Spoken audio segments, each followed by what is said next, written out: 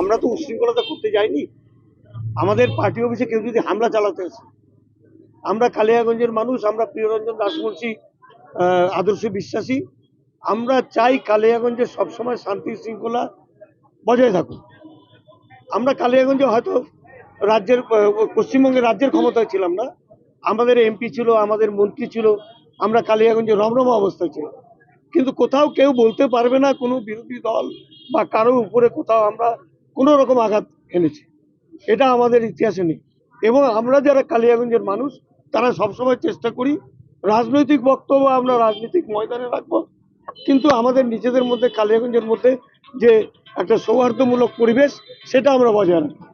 তাদের কাছে যা আছে কিছুই নেই এই কালিয়াগঞ্জের বুকে।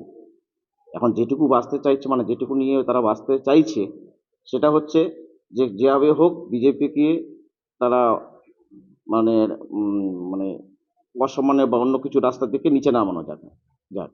আর তার সাথে হাত মিলিয়েছে টিএমসি, কারণ কংগ্রেসের এতটা তার আধিপত্য আমাদের কালিয়াগঞ্জ বিধানসভায় এখন এই মুহূর্তে নেই।